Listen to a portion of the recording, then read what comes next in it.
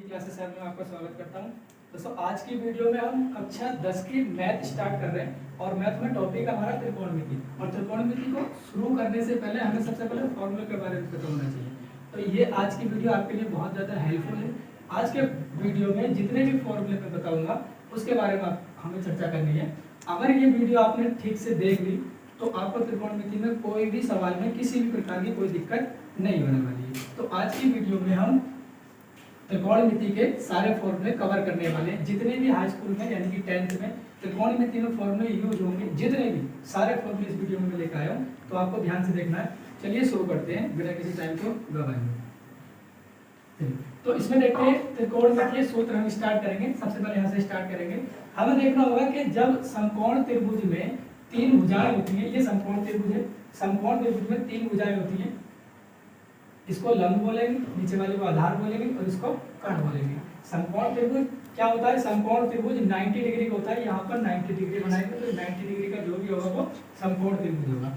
इसमें तीन चीजें हैं, यानी कि तीन नाम होती है भुजाओं के।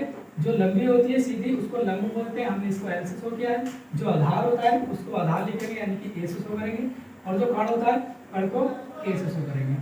इसमें सबसे बड़ी भुजा कर्ण होती है। अब इसी से हमें सारे फॉर्मूले निकालने हैं, मतलब कुछ फॉर्मूले 6। त्रिकोणमितीय अनुपात कितने होते हैं? सबसे पहली बात ये है, तो त्रिकोणमितीय अनुपात 6 होते हैं। सबसे पहला साइन, कॉस, टेन, कोसेक, सेक, कोण। क्या? साइन, कॉस, टेन, कोसेक, सेक, कोण। अब इनसे समकोण त्रिभुज में कौन से फॉर्मूले बनते हैं ये हमें ध्यान रखना है, ठीक है। तो देखो, अगर हम बात करें साइन थीटा बराबर होता है क्या, तो साइन थीटा बराबर होता है लंब बटा कर्ण, यानी कि लंब बटा कर्ण। लंब को मैंने ऐसे शो किया और कर्ण को के से, तो लंब बटा कर्ण आ गया। मैंने हिंदी में भी लिखा है लंब बटा कर्ण। ये फॉर्मूले सारे याद होने चाहिए। तो साइन थीटा बराबर होता है लंब बटा कर्ण। अच्छा, एक ट्रिक होती है, मैं आपको ट्रिक बताता हूँ इनको सबको याद करने की। मैं यहाँ पर लिख देता हूँ कि एक होती है, इसको हम बोलते हैं लाल, LAL, KKA, कक्का। इसको हम बोलते हैं लाल बटे कक्का के नाम से जानते हैं। तो यहाँ पर आता है साइन, यहाँ पर आता है कोस और यहाँ पर आता है टेन। अच्छा, इसका उल्टा क्या होता है?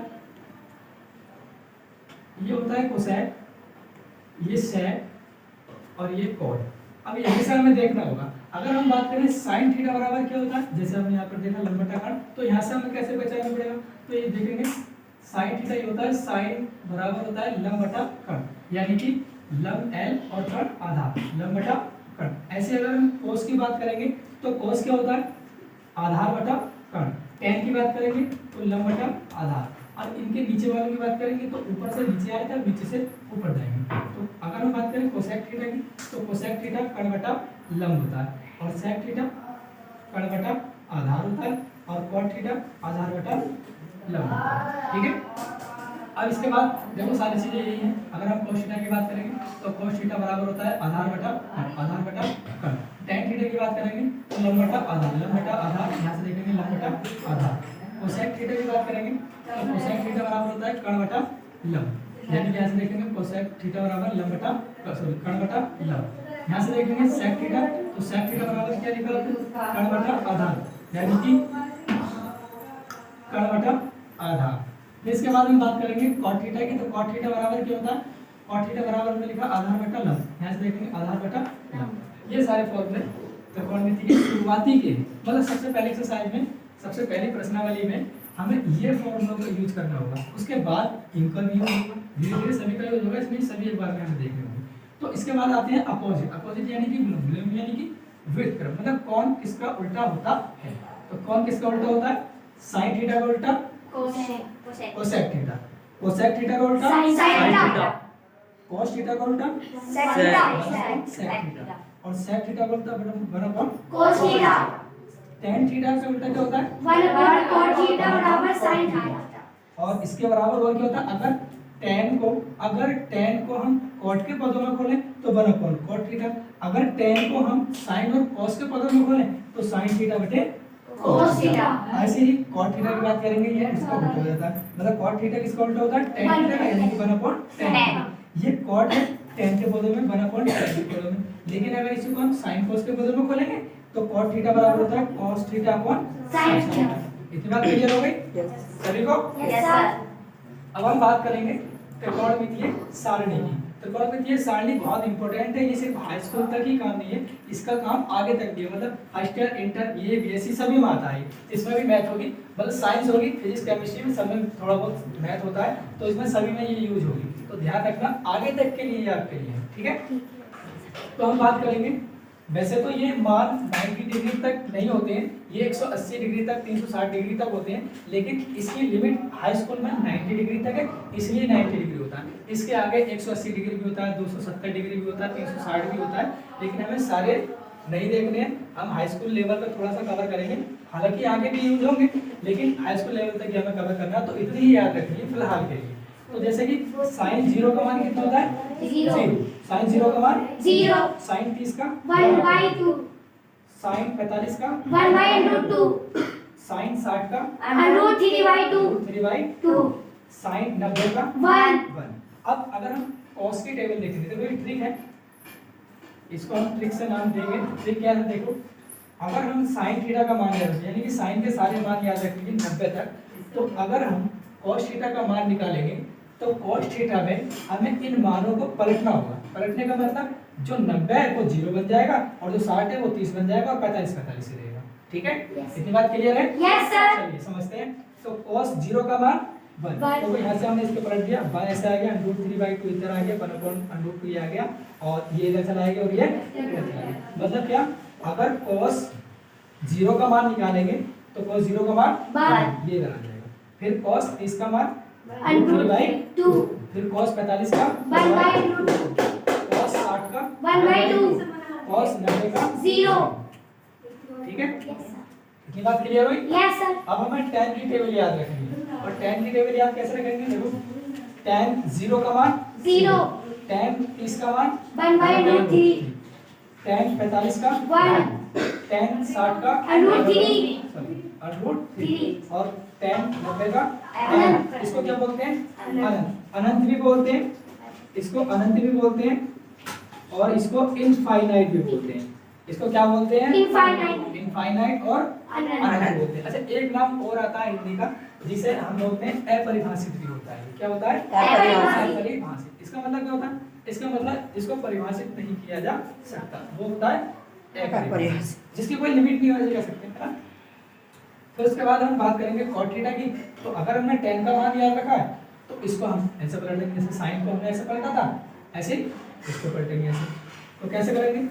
cot 0 का मान अनंत आ जाएगा, cot 30 का √3 ये इधर आ जाएगा, cot 45 का ये रहेगा 1 जो इसका tan का था, और cot 60 का 1/√3, 1/√3 आ जाएगा, फिर cot 90 का 0 हो जाएगा। इतनी बात clear? Yes sir.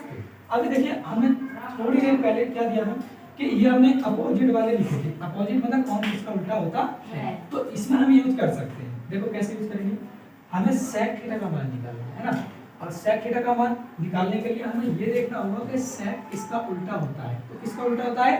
cos theta. किसका उल्टा? cos थीटा का।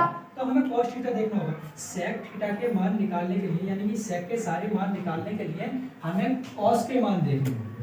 ये एक ट्रिक है। कैसे? देखो, अगर हम sec 0 का मान निकालेंगे तो हमें ये देखना होगा कि cos 0 का क्या होता है। ठीक है, हमें क्या करना होगा? उल्टा कर देना। क्यों? क्योंकि sec किसका उल्टा होता है? cos का। तो हमें cos का भी उल्टा कर देना। ठीक है, तो कैसे करेंगे? sec 0 का मान 1 कैसे आया? क्योंकि cos 0 का मान कितना था? 1। अब हर किसी के अपॉन में 1 होता है, इसके अपॉन में भी 1 है, इसको हम पलट देंगे तो 1/1 आएगा, और अपॉन में 1 लिखते नहीं है, इसलिए 1 आ गया। तो sec 0 का मान कितना आ गया?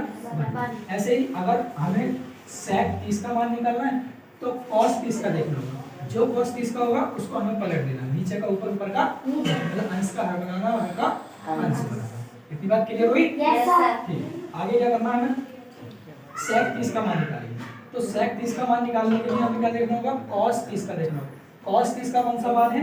√3/2, √3/2 ऐसे बोल सकते हैं। तो इसको हमें पलटना होगा sec 30 का निकालने के लिए। तो क्या आ जाएगा? ये ऊपर जाएगा और ये नीचे आ जाएगा, तो 2/√3। ऐसे ही sec 45 का देखेंगे तो इसका उल्टा कर देंगे, cos वाली टेबल ये है, इसका उल्टा कर देंगे, √2/1 आएगा, सॉरी √2/1 आएगा, तो 1/√3 सभी को होता है इसलिए लिखना जरूरी हो। तो क्या आएगा अंडर 2 फिर इसके बाद sec 60 का निकालेंगे। तो sec 60 का निकालने के लिए cos 60 का देखना होगा।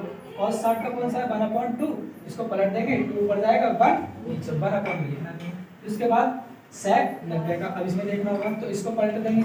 तो कैसे करेंगे 0 के बटे में 1 होगा और 1/0 आएगा 1/0 आएगा और 1/0 को हम क्या लिखते हैं क्योंकि किसी भी संख्या को 0 से भाग देते हैं। मैंने क्या बोला किसी भी संख्या को कोई भी संख्या किसी भी संख्या को 0 से भाग देते हैं तो अनंत आता है। क्या आता है अनंत। तो इसका भी क्या आ गया अनंत आ गया। और आगे क्या करना आगे हमें कोसेक थीटा का मान लेना ठीक है। तो कोसेक थीटा किसका उल्टा होता है ये भी देखना। जैसे हम ये क्या था वैसे ही करना। किसका उल्टा होता है साइन का। दो प्रकार से हम इसको निकाल सकते हैं। या तो सेक थीटा की टेबल को ऐसे पलट दो ऐसे घुमा दो ठीक है ऐसे घुमा दो या फिर कोसेक थीटा का मान निकालने के लिए साइन थीटा का पलट दो है ना। तो कैसे करेंगे कोसेक 0 का निकालेंगे कोसेक 0 का तो साइन 0 का देखना होगा। तो इसको पलट देंगे इसको टेबल मान लेंगे इसको पलटेंगे तो 1/0 आएगा और 1/0 क्या होगा अनंत। ऐसे कोसेक इसका देखेंगे तो साइन किसका देखना होगा 1/2 तो 2 पर जाएगा पर नीचे 1 लिखते हैं। उसके बाद कोसेक 45 का 1/2 तो 1/2 को पलट देंगे तो √2 पर जाएगा 1 नीचे 1 बटे में। फिर क्या करेंगे फिर इसका मान कोसेक 60 का इसको पलट देंगे ये देगा 2/√3। फिर कोसेक 90 का क्या आएगा इसके बटे में बनवा लेंगे 1/1 यानी कि इतनी बात क्लियर हुई। यस। उसके बाद चतुर्थांश वाले फॉर्म में आते हैं। हालांकि चतुर्थांश मैंने सिर्फ 6 लिखे हैं होते पूरे हैं मतलब कम से कम 50 से 60 फॉर्मूले चतुर्थांश के होते हैं लेकिन उनके बारे में हमें डिस्कशन करना नहीं है फिलहाल।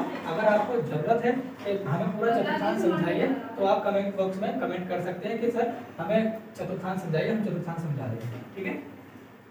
तो उसके बाद हमें चतुर्थांश देखना होगा। चतुर्थांश में क्या है चतुर्थांश का मतलब हमें थीटा में से घटाना होता है मतलब कोण में से घटाना होता है। सबसे पहले क्या है 90 माइनस थीटा यानी कि 90 माइनस थीटा।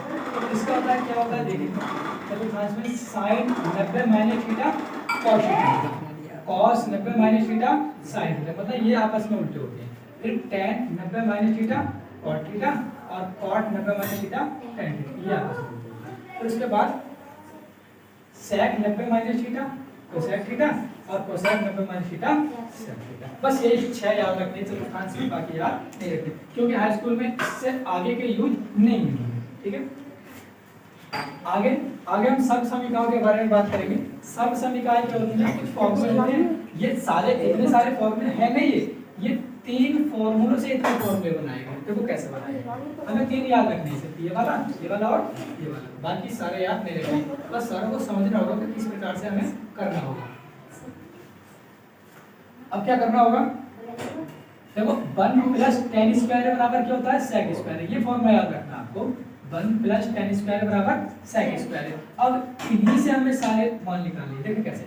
अगर हम ये देखें कि 1 निकालना हो 1 तो 1 कैसे निकालेंगे देखो कैसे निकालेंगे इस tan स्क्वायर को इधर ले जाएंगे तो ये माइनस में जाएगा तो sec square minus tan square बराबर 1 आ जाएगा। अगर कहीं पे कंडीशन बने sec square minus tan square तो उसकी जगह पर हम क्या लगा सकते हैं 1 क्या लगा सकते हैं 1 लगा सकते हैं। उसके बाद अगर यहाँ से हम tan स्क्वायर का मान निकालेंगे तो कैसे निकालेंगे tan स्क्वायर का मान निकालने के लिए 1 को इधर लेके जाएंगे माइनस में आ जाएगा तो tan स्क्वायर बराबर क्या बन जाएगा sec स्क्वायर माइनस का 1 इतनी बात क्लियर। अब यहीं से अगर हम tan a का मान निकालें tan a का मान तो कैसे निकालेंगे इसका स्क्वायर हटाएंगे उधर स्क्वायर हटाते हैं दूसरी तरफ ठीक है। ये हमने tan का निकाल लिया किसके बगल में sec के बगल में। अगर हम sec का मान निकालेंगे तो इसी से कैसे निकालेंगे यहाँ से स्क्वायर हटाएंगे इधर √2 चढ़ा देंगे तो sec के बराबर क्या आ जाएगा 1 + tan स्क्वायर √2 ठीक है। ऐसे दूसरी जो सब समीकरण है ये वाली इससे भी हमें सारे फॉर्मूले निकाले जैसे ही निकाले तो वैसे ये निकाले। तो कैसे कैसे बन जाएगा 1 + cot स्क्वायर ये बराबर cosec स्क्वायर होता है।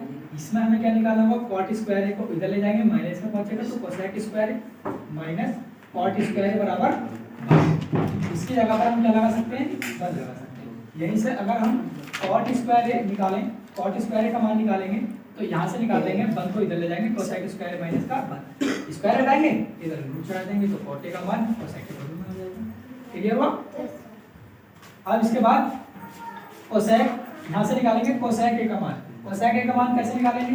तो यहाँ से स्क्वायर हटाएंगे इधर तो कोसेक के बराबर आ जाएगा √1 प्लस कॉट स्क्वायर ए। क्लियर हुआ? Yes sir.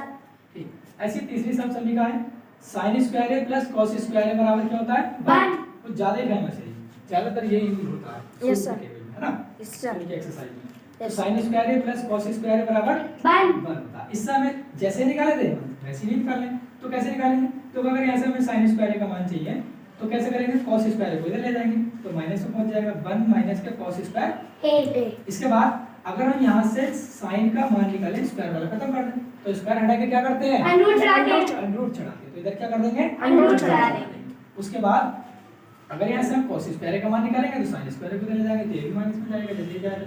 तो इसमें क्या करेंगे?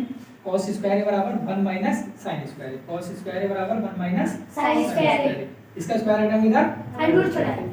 कुछ इसमें बीजगणितीय फॉर्मूले भी हमें देखना होगा। देखिए बीजगणितीय फॉर्मूले से कितने नहीं है और भी होते हैं लेकिन ज्यादातर इन्हीं का यूज होगा। त्रिकोणमिति की बात कर रहे हैं हम, त्रिकोणमिति में ज्यादातर इन्हीं का यूज होगा, इसीलिए हमें इन पे ध्यान देना है। तो देखिए इसमें डबल चिन्ह मैंने एक साथ ही लगाए, जरा ध्यान से देखना। देखो a प्लस b का होल स्क्वायर होता है a square plus b square plus 2ab।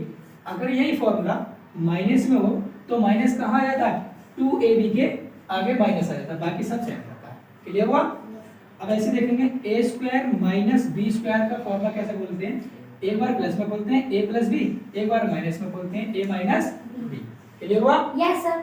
इसके बाद अगर ये क्यू में हो तो क्यू में कैसे बोलेंगे? मतलब घात में अगर 3 लगाओ तो कैसे बोलेंगे?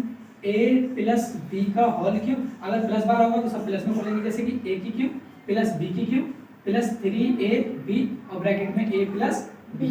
अगर प्लस में होगा तो प्लस में बोलेंगे, अगर माइनस लगेगा तो माइनस में बोल देंगे। मतलब अगर ये माइनस में होगा तो फिर सारे चीज माइनस में बोल देंगे, जैसे कि a की क्यूब माइनस b की क्यूब माइनस 3ab और ब्रैकेट में a माइनस b। ये माइनस वाला हो गया। ऐसे इसमें देखेंगे a की क्यूब प्लस b की क्यूब। अगर प्लस वाला होगा तो कैसे बोलेंगे? a plus b a square plus b square minus ab। अगर यही चीज माइनस की हो यानी कि a की क्यूब माइनस b की क्यूब तो ये यहाँ पर माइनस आ जाएगा और यहाँ पर प्लस आ जाएगा। मतलब कैसे? अगर माइनस वाला होगा तो a minus b a square plus b square plus ab। Clear हुआ? इसके बाद 3 वाला भी होता है a plus b plus c का होल स्क्वायर। कैसे होता है? a square plus b square plus c square plus 2ab plus 2bc plus 2ca। अगर इनके बीच में कहीं माइनस आ जाए, जैसे कि c के आगे माइनस आ गया तो जहां पर c होगा उसके आगे माइनस लगा देंगे, फॉर्मूला सेम बन जाएगा। ठीक है, तो फॉर्मूले कंप्लीट हो चुके हैं त्रिकोणमिति के। इस वीडियो को देखने के लिए थैंक यू वेरी मच। अगर आपको ये वीडियो अच्छा लगा हो तो लाइक करें, शेयर करें और अगर आपके लिए हेल्पफुल है तो चैनल को सब्सक्राइब करें। Thank you.